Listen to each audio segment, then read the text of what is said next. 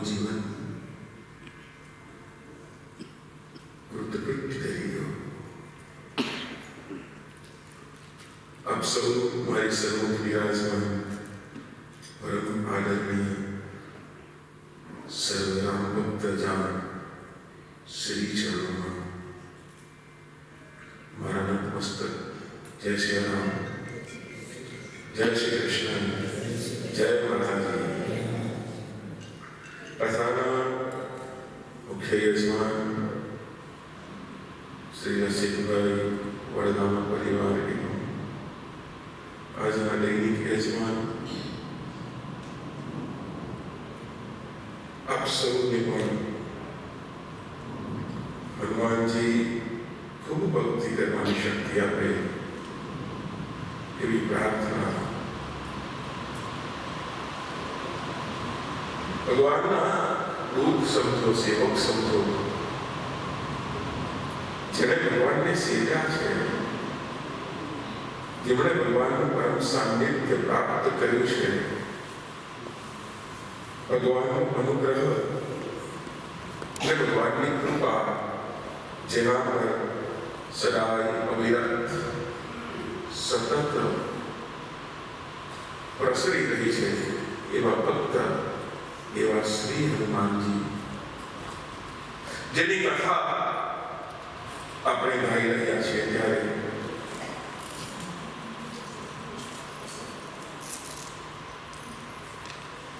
ભગવાનના ભક્તની વાત. આ પાછો આજનો દિવસ બહુ રૂડો રળિયામણો છે. ઋષિ જયંતિ તરીકે ઓળખાય છે આજનો દિવસ. ભગવાન ઋષિ જ્યારે પ્રગટ થયા છે, ત્યારે શ્રીમદ ભાગવત ખાલી ઋષિના જન્મની ફક્ત ઉજવણી નથી કરતા, પણ મને તમને એક પ્રેરણા પણ આપે છે કે એક નાનો બાળક છે, જેની કાચી ઉંમર છે, નાનું છે, પણ એની શ્રદ્ધા પહાડ જેવી છે. વ્યક્તિ ઉંમરથી નથી ઓળખાતો, વ્યક્તિ એના જ્ઞાનથી, વ્યક્તિ એના સ્વભાવથી, વ્યક્તિ એના કર્મથી ઓળખાય છે, ને એ જ ઓળખાય તે સાચું. એટલા માટે મારા ભગવાન ઋષિ જન્મ્યા છે કે એક ભક્તના રક્ષણ ખાતર. ગીતામાં ભગવાન શ્રી કૃષ્ણએ કહ્યું છે કે નમે ભક્તિ પ્રણશ્યતિ. હું મારા ભક્તને અથવા તો એ ભક્તિને હું નમવા નહીં રહું. નમે ભક્ત પ્રણશ્યતિ.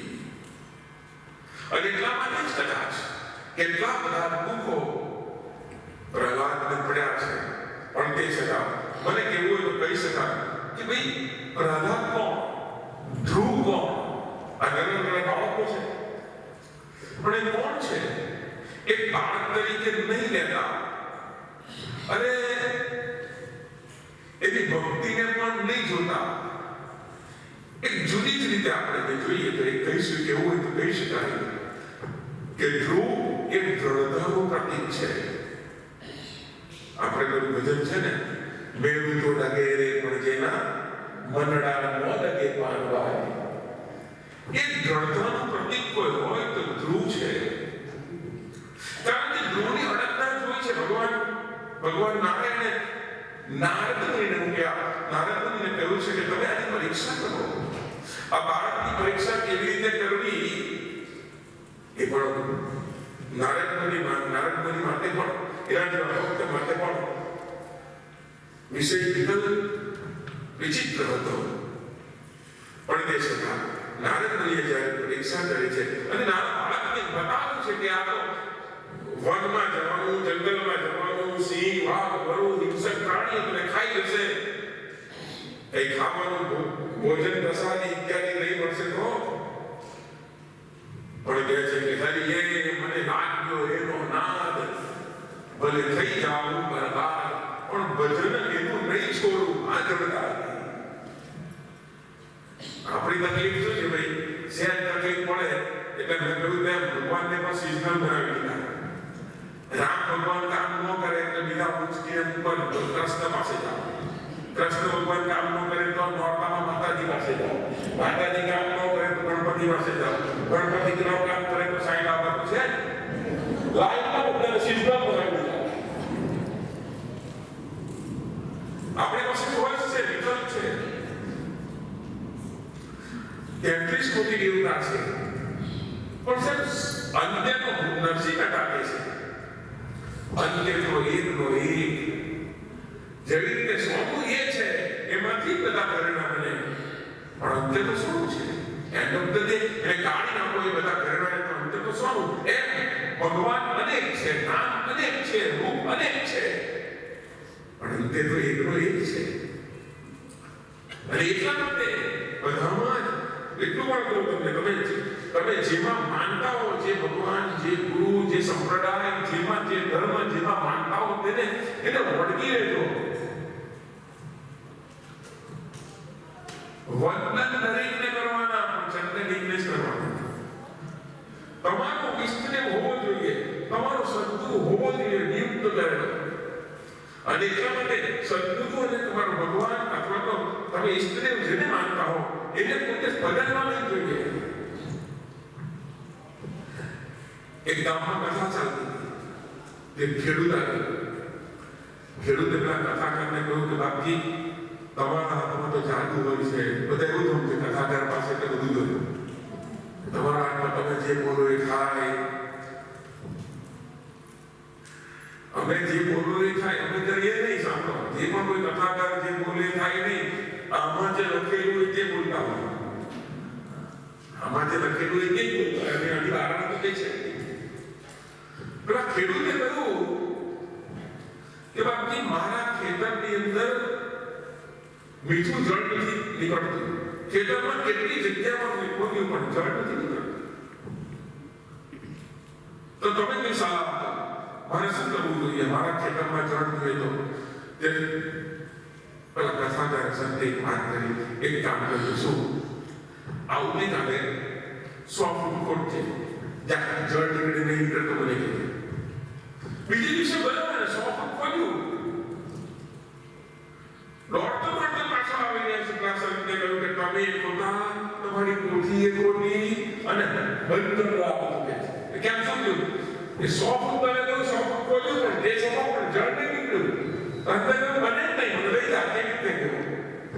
તો ખેતરમાં જઈને જોયું તો 20 જગ્યા પર 5-5 ફૂટ ખોલેલું. આમ 100 ખોલેલું. પેલા સંતે કહ્યું ભાઈ 20 જગ્યા પર 5-5 ફૂટ ખોલવાથી કોઈ દિવસ જળ નહીં નીકળે. એક જગ્યા પર 100 ફૂટ ખોલવાની વાત હતી. એમ બધે વાને બધે ફર્યા નહીં આપો. કોઈ પણ એક જ હોવો જોઈએ તમારો ઈષ્ટદેવ, કોઈ પણ એક જ તમારો સદગુરુ હોવા જોઈએ અને એને પકડી રાખો, શ્રદ્ધા રાખો, કામ થશે. આજે નહીં તો કાલે. અમારા ગુરુ મહારાજ કહે છે, આ જન્મ નહીં તો બીજે, અને બીજે નહીં તો ત્રીજે. મળશો તો મનડું રીજે રે, રણ છોડ લાયા. ઉદાહરણ બિલકુલ બધામાં નહીં કરીએ છીએ. હવે તો ઇન્સ્ટન્ટ આવી ગયું છે બધું થાય છે. બધાને તરત જ જોઈએ રિઝલ્ટ. હનુમાનજીની કથા સાંભળીએ તો શક્તિ જોઈએ જ. બલ, બુદ્ધિ, વિદ્યા, ભાઈ વિશ્વાસ કરા. इंस्टेंटली बदन बहुत जल्दी चली गई है और इसलिए हम सुखी नहीं हो पा रहे हैं। व्यवहारिक के क्या अहियाने बहुत बड़े थाकी जैसे थाकी जाए एकदम बढ़िया તમારો ગુરુ મેં જોયું છે કે ઘણા એવું કહે છે કે અમે ગુરુ બનાવ્યા ને પછી જમાનાને વાત જ ગુરુ ફલાણો નીકળ્યો તો ગુરુ આવો નીકળ્યો એવા દાખલા બન્યા છે એ એવા પ્રશ્ન લઈને અમારી પાસે આવવાના છે કે હવે નવા ગુરુ કયા કરે તો એ એવો તારો ગુરુ એ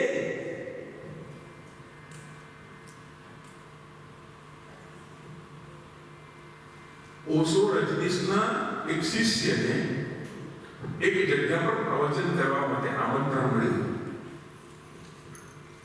5000 માણસ હકડે ઘટ બેસવાની જગ્યા નહીં ગામમાં 2 કલાકનું પ્રવચન હતું ઓલા 4 કલાક પ્રવચન કર્યું એક માણસ ઊભો ન બચ્યો પિન ડ્રોપ સાયલન્સ અને એકદમ સરસ પ્રવચન કર્યું પ્રવચન પૂરું થયું અને આ શિષ્ય જે હતો એ પોતાના ઉતારા પર ગયો સાથે સાધુ સંતો પણ બેઠા એવામાં ગામનો એક આવો બધા ગામ હોય ત્યાં શું હોય આપણામાં કહેવત છે ગામ હોય ત્યાં ભેદવાળો હોય ભેદવાળો એટલે કચરાપટ્ટી દરેક ગામની અંદર કોઈને કોઈ કચરાપટ્ટી એક એવી હોય એ આખા ગામમાં ફેરવે રાખે અહીંનું કહીને તહીનું કઈ કરે તો એક આવ્યો અને એક આવીને પેલા એના શિષ્યને કહ્યું આચાર્ય રચિતા કે તમારો ગુરુ કેવો હતો, એને સમાજને કેવું આપ્યું, ફલાણું એને એટલી બધી